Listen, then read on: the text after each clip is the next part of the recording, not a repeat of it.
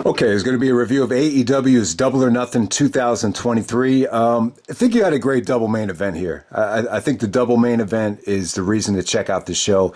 I'd have to say, very tough crowd. I thought the crowd in Las Vegas here, maybe it's just because of, maybe it feels magnified because of what's going on with Saudi Arabia and Puerto Rico with, last couple of WWE pay-per-views. But I just thought the crowd was kind of tough here.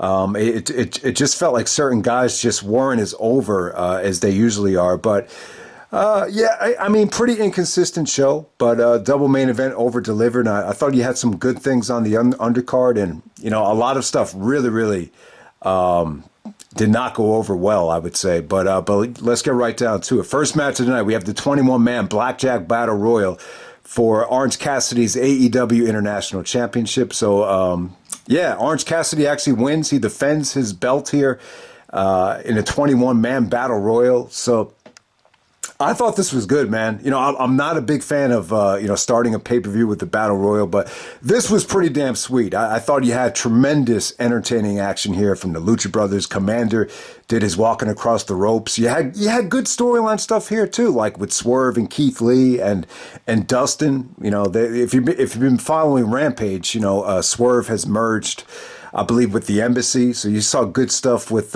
Brian Cage here.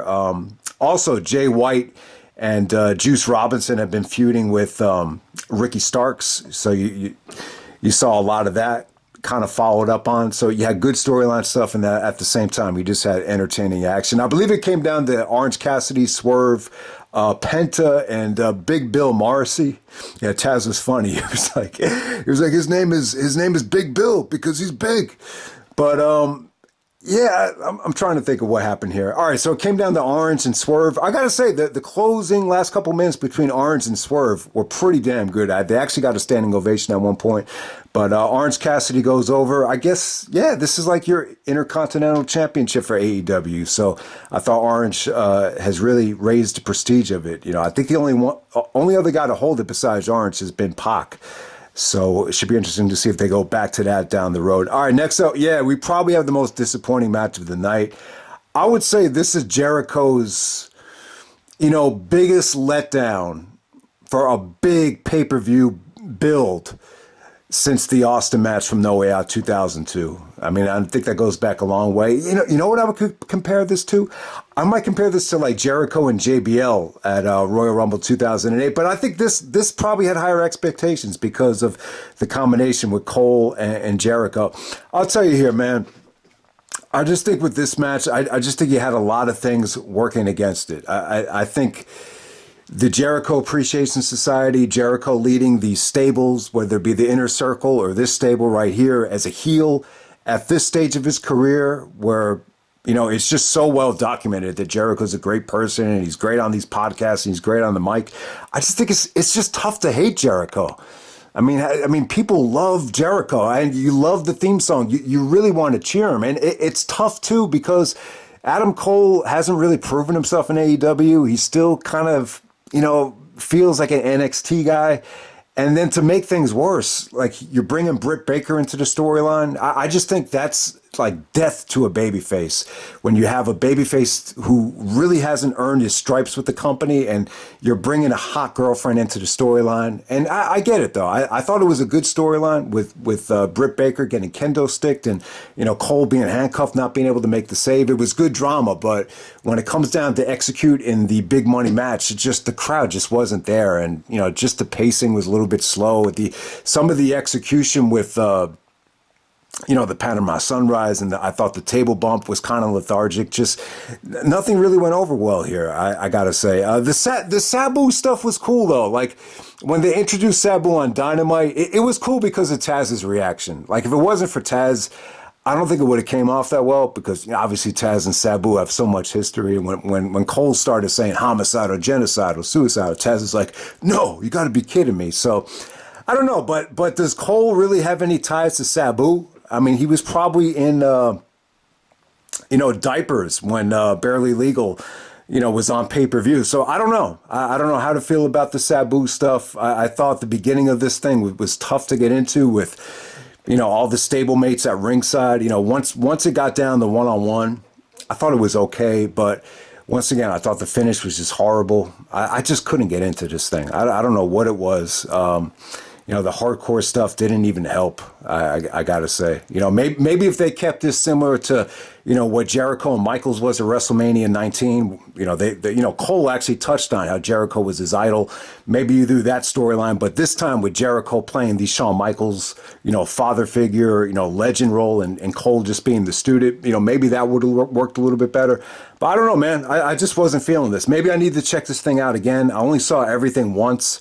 Sometimes, certain things don't hit the first time, so I could be way off here, but I just really did not care for Cole and Jericho. All right, next up we have FTR defending the AEW Tag Team Championships against Jeff Jarrett and Jay Lethal. I really liked this thing. I thought this was overbooked, but it was a lot of fun. You had elements of Ring of Honor and TNA here with Mark Briscoe as the referee. Mark Briscoe is friggin' hilarious. Even Karen Angle came out, or Karen Jarrett comes out. And the highlight of the match for me is the guitar shot to Aubrey when Sanjay was trying to block Aubrey from, making the save as the, replacement referee after Mark got hurt. So I really, really liked that spot. I thought it was just overbooked. I thought it was sweet. I thought you had some really, really good stuff with, Lethal with the double lethal injection. What else did you have here? You had Jarrett complaining with Mark Briscoe. So you got TNA versus ROH right there. I really, really enjoyed that. The build up to the big rig from FTR came off great. Cash did some really, really good selling after Jay Lethal's figure four. I guess Lethal is using the figure four because of, the last match with Flair. That's kind of becoming his thing. So yeah, good performance from FTR. Nice old school match. I thought Jarrett was, great here from a personality standpoint. I just really enjoyed it. This was just 20 minutes of just entertaining tag team action right here. All right, next up we have another kind of disappointing match. We got Wardlow taking on Christian Cage, ladder match for the AEW TNT Championship. So if anyone missed the build-up here, I don't think they played back a video package or anything on the build-up, but, Christian got nuclear heat in Detroit, where he just buried Arn Anderson, he buried Detroit, he buried Wardlow, and it was one of the best heel promos of the year. So if you haven't seen it yet, check that out. But the match is a little bit weird to me. It was a little bit forced. I get it, though. Christian was in this match over Luchasaurus because Christian is he's known to be a genius at putting together these matches. Kurt Angle has said it. Several people have said that Christian is the best at structuring, multi-man matches and particularly ladder matches. So I was cool with this going into it. My expectations were a little higher than what we got here. I just thought it was a little bit overbooked with Arn Anderson and Luchasaurus coming out. There's a part in the match where Arn actually bites Luchasaurus's thumb, and then just like blood everywhere. Blood on the thumb, blood on Arn Anderson's head. So, there was parts in the match where Wardlow looked a little frustrated. There was a couple of ladders that broke.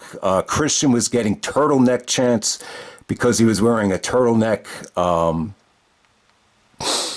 shirt here without sleeves. It just looked a little bit weird. But, the match definitely had its moments. I'm going to say Wardlow worked extremely hard here.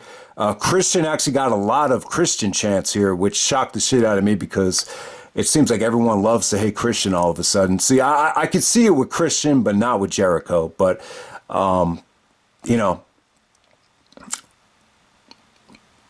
the one part in this match where the fans really kind of woke up was when Wardlow actually did the Swanton Bomb off the top of the ladder to take Luchasaurus out. But, for the most part, I just thought it was pretty generic. It was pretty lethargic and definitely not a contention for a ladder match that, stole the show or anything like that. I would just say it was okay. It was okay.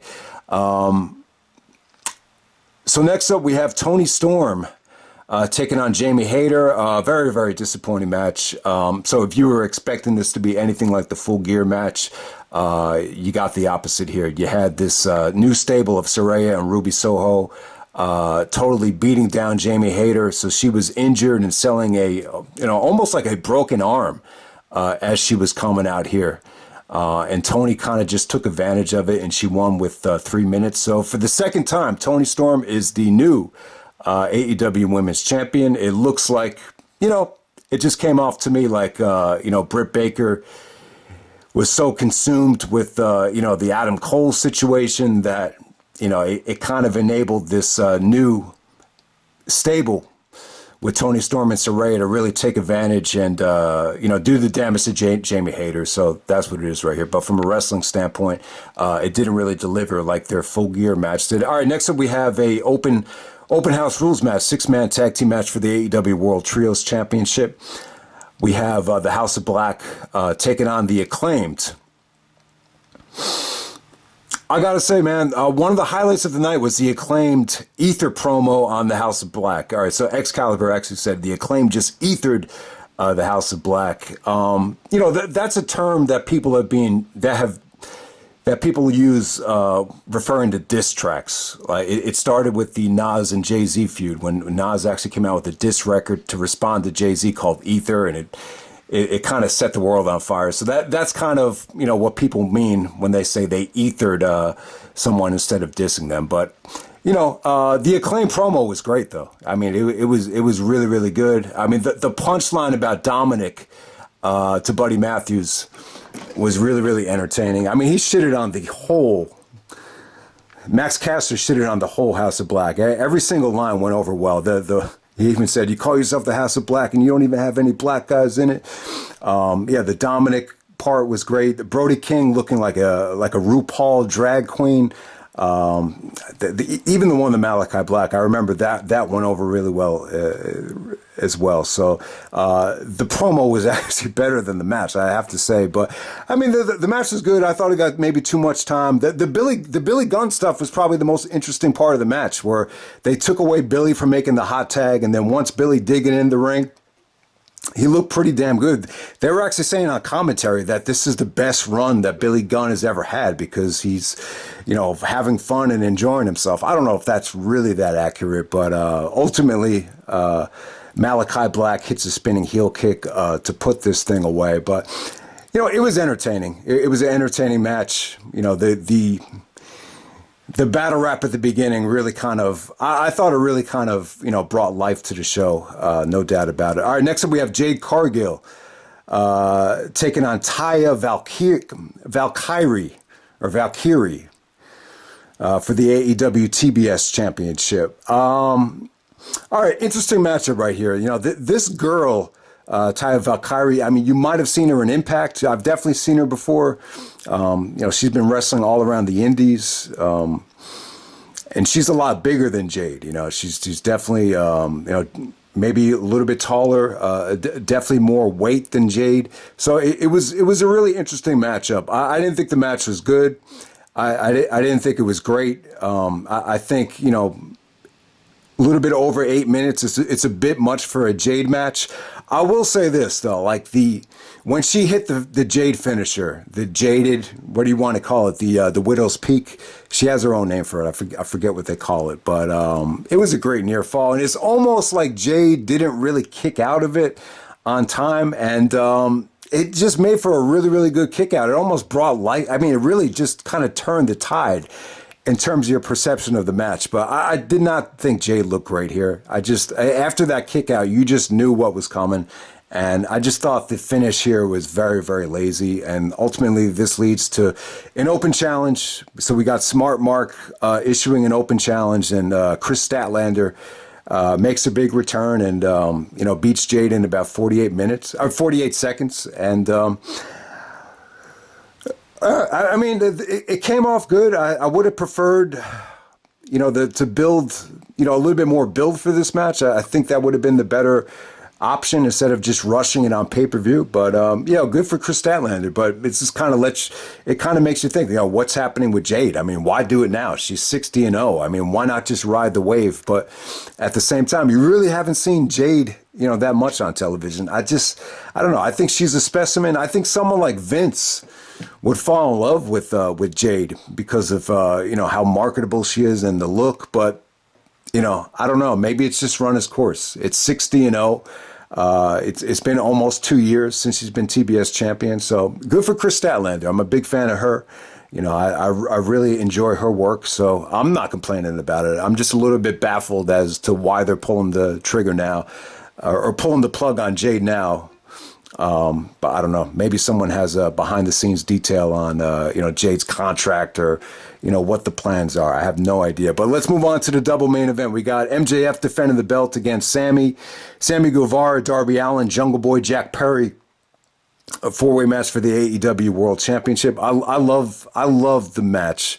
I love the build up here. I love the fact that they were giving everybody a chance to shine on the mic and, deliver in the on the pay-per-view. And to use like an analogy in real life, like if someone's if someone's at a job and the situation is like, oh, I don't want to let you, be in control today because these are important, or this is an important day. I don't want to let you in that spot. It's like you're never going to grow. You're never going to grow the company. You're never going to build new stars for the future. So, it's not the worst thing in the world that you're giving, guys that are not so ready for the main event a shot here. And I just loved it. I thought MJF did a really good job of, putting over each and every one of these guys on the mic, and at the same time really criticizing them and kind of, hitting them hard in terms of like, what you're really missing. Like with Jungle Boy, for example, the fact that he cares too much about the fans and is not enough of a prick and an asshole to pull the trigger and really get the job done. And you saw that here where Jungle Boy actually was contemplating hitting, I think, Darby with the belt, and ultimately he backed out of it. So you had that going on here. So I thought MJF is really, like, he's really good at getting guys over, like in babyface promos too, because, he actually was very complimentary, especially to someone like Jungle Boy, who we stole the show with that Double or Nothing, 3 years ago. So, but yeah, man, I thought the match was great. I thought it was exactly what I expected. I just expected everybody to bust their ass, whether it's Sammy, busting out shooting star presses, the Spanish fly off the top rope into the crowd was great. I did not expect that, but that was really, really dope. Darby just used his body as a weapon. That Ace Crusher Darby spot was awesome. I think it was it Sammy that hit Darby with the Ace Crusher, the torpedo into the Ace Crusher? That was sick, man. That might have been Jungle Boy that did that. I mean, the funny thing is, Jungle Boy got booed a lot in this match. And it wasn't overwhelming, but I would say Jungle Boy got more heat than anybody. MJF was really over. I mean, if anyone's seen Casino, maybe that would explain why MJF was the most over guy here. But he was entertaining, though. He picked his spots. They went back to the storyline stuff with Sammy, how Sammy's having a baby, and, I'll write you a check if you lie down for me. And Sammy, thought about doing it. Then he small packaged MJF. I thought that was really, really genius there. But so much good stuff, man. MJF played a smart villain here. I think he actually ended up winning with, he planted the championship belt down on Jungle Boy while Darby did the coffin drop. And then after the coffin drop, he actually pinned Darby to get the victory here. But it was a lot of fun, man. It was really, really good. I enjoyed, I got to say, probably one of the most well-built matches of the year. And I thought the match really, really did deliver. The negative side effect of doing a match like this is I just thought it was very predictable. No way in hell I thought MJF had a chance of losing this match. And the negative side effect here is I thought promo-wise, you still got a long ways to go with everybody here. Sammy, Darby, and obviously Jungle Boy as well. But, the great thing about having these guys get on the mic is I felt like I got to know them a little bit more. The Darby promo where he talked about, taking care of his family, buying them a house, getting his dad ready for retirement. I thought that was great. The vignettes with Jungle Boy with the backyard wrestling ring was really, really interesting. Even though MJF buried Jungle Boy on the mic, I thought that was really, really cool. And then, the storyline stuff with Sammy and MJF with Sammy's wife, trying to motivate Sammy. I thought that was great stuff too. So Ty Conti, I guess she's pregnant now, but there was a promo with her just yelling at Sammy, just saying, why are you falling for MJF? This is your shot. Take the title shot. So there was a lot of good stuff to love about this match. But overall, very predictable match, though. MJF retains the world title. I would love to see MJF actually.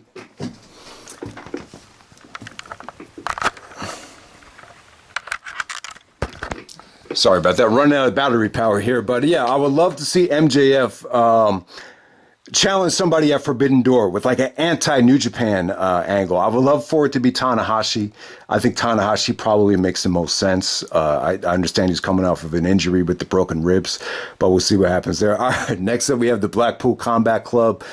Bryan Danielson, Jon Moxley, Claudio Castagnoli, and Wheeler Yuta taking on the Elite of Kenny Omega, the Young Bucks, and Hangman Page, Anarchy in the Arena. All right, so this starts out with a band playing the Jon Moxley Wild Thing theme song. And god damn it, man, I hated this match in the beginning. And, just like last year at Double or Nothing, they played the, I think it was the Jon Moxley theme last year as well. And it just took forever to get the friggin' thing, the speakers to just shut off. Here, I loved it though, with the Young Bucks actually super kicking the lead singer. That was pretty cool. But I'll tell you what though, man, like I don't know, like a lot of this match I just couldn't get into. The beginning of this thing, I was just like, man, I can't believe we're doing these stadium stampedes, Anarchy in the arena matches. It just felt like a mess throughout a lot of the match. But I'll tell you, I ended up loving this thing though. I think once the situation with Claudio and Matt Jackson, I think Claudio actually pile drove Matt Jackson in a pickup truck. But when Matt Jackson of the Young Bucks got back to the ring and he delivered the super kick with the Jordan 1s where you had someone get electrocuted. Yeah, Moxley almost get electrocuted from the super kick from the Air Jordans. I thought, that really woke the crowd up. I think once they all kept it in the ring for like the last 10 to 12 minutes, it was friggin' awesome. I mean, I just couldn't get enough of this thing. Once they all got into the ring, it was pretty damn sweet. It really was. But I'll tell you what, though, there was one part in the match where Wheeler Yuta was chasing guys with the leaf blower, and I really thought this was going to fall off the tracks. I was just like, oh my god, this might reach like Evolve 10, main event status. That's where Gargano had the injury against Ricochet, and the crowd just shitted all over that. Like I felt like this match almost approached that territory, but they turned it around.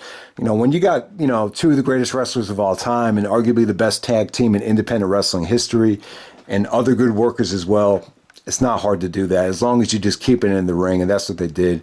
I mean, so many memorable spots here. The thumbtack stuff with Matt Jackson and Claudio with the European uppercut, with the thumbtacks going all over the place. That was cool. I think, Danielson, I was worried that Danielson was going to get hurt when they were bringing him down the stairs. But I think Danielson is okay. I hope he's okay for Forbidden Door. And, remember last year he got injured in the Anarchy in the Arena. But, yeah, I mean, not as overwhelming of a performance from Danielson as it was last year, where he was just, a babyface brawler, and it was really, really dope what he did last year. But yeah, he definitely had his moments this year. Him and Hangman did some really, really nice back and forth with the running knees, the psycho knees, however you say it. I'm not saying it right, but Hangman was awesome. The moonsault onto the outside, the buckshot lariat stuff was great from him. The Bucks are their usual great selves here. Yuta actually gets the pinfall here, so let's not forget that. Moxley and Omega did some great stuff together. Danielson actually, they actually break up the one Wigan Angel that Omega hit on Danielson, so that was good. It's nice to see that Omega didn't get the clean victory on Danielson. Would definitely love to see Omega and Danielson at Forbidden Door. The way this ended, though, you would think it would be Takeshita. So Don Callis, he turns on Kenny Omega. He turned on Kenny Omega last month in the cage match with Moxley after the one winged angel spot. So yeah, Callis actually brings out someone in disguise. I'm sure some people thought it might be CM Punk, but no, it ended up being Takeshita. And it makes a lot of sense. Now, it's not clear here that Callis and Takeshita are joining the Blackpool Combat Club. And by the way, like, maybe they need to change the name of the stable, because Danielson's forgetting to say that he actually called themselves the Elite during a promo and said, all right, not the Elite, the BBC. So maybe because Regal's not there, maybe they should change the name of the stable. Like, the only reason I would keep the name is if you want to, like, bring Nigel into it, because Nigel's from England. I don't even know if he's from Blackpool. I don't think he is, actually. But Regal's from Blackpool. He's no longer with the group. So, but yeah, it's not clear whether Don Callis and Takeshita are going to join the Blackpool Combat Club. Danielson actually said that he wanted Takeshita. He said Takeshita's only going to reach his potential if he gets rid of the Elite and leaves the Elite. So we'll see what happens there. But a big push for Takeshita. Takeshita comes out. That enables Wheeler Yuta to get the pinfall on Kenny Omega to end the Anarchy in the arena match. But they turned it around. I would say this was even better than last year's because of the ending. And, you know, there was a lot of sweet things going on in the match, but I don't know. There were parts in the beginning, though, where I just was starting to lose confidence. A lot of it just had to do with the crowd. A lot of it just had to do with, you know, just the way the match was going. But, you know, thumbs up to everybody here. They definitely turned it around. So great double main event. You had some disappointing things on this show. You had some good things, too. So it's a very inconsistent show. The women's stuff was a little bit surprising. Like, the female stuff was not good, but it was a little bit different, though. It was booked. It was a pretty interesting booking there, to have Jade actually lose by surprise, and you know, to do an injury angle and a stable angle with the beatdown on Jamie Hayter. So you had that going on there. But yeah, that's pretty much it, guys. That's Double or Nothing 2023. You know, this is the one time I didn't do a preview. A lot of it just had to do with timing. A lot of it just had to do with WWE running a pay-per-view this month. But yeah, I mean, there really wasn't a lot of must-see stuff on television. If you're going to check out, you know, two matches, you know, from Dynamite for the spring of 2023, it's well documented how good Omega and Vikingo is. You know, Don Callis actually called it the greatest Dynamite match of all time. I don't know if I go that far, but I love the match, and it really kind of set the tone for Vikingo during WrestleMania weekend. But, you know, I don't think a lot of people are crazy about Vikingo, though. I thought he was going to have, like, the Kota Ibushi,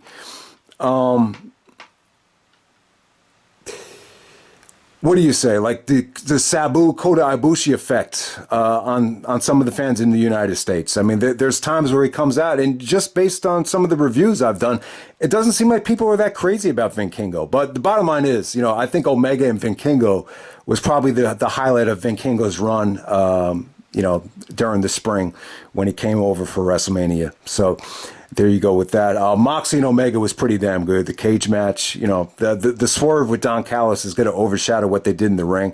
But goddamn, that V-trigger when the cage exploded, that was pretty cool. So if you haven't seen that, check that out. Probably the most underrated match of the spring is going to be Orange Cassidy and Buddy Matthews for the Atlantic title. That was pretty damn good. You know, Sammy, Jungle Boy, and Darby, you know, they had a tournament, which was pretty good as well. So I would definitely check that out. As far as some of the stuff from Rampage, you know, the two matches I would check out are Takeshita and Sammy. That was pretty damn good. That was right before WrestleMania. And also Vikingo.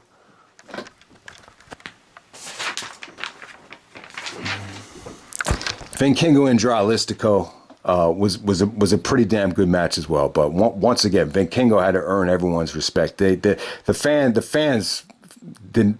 It felt like the fans just didn't know who he was going into that match. So that's pretty much it, guys. That's Double or Nothing 2023.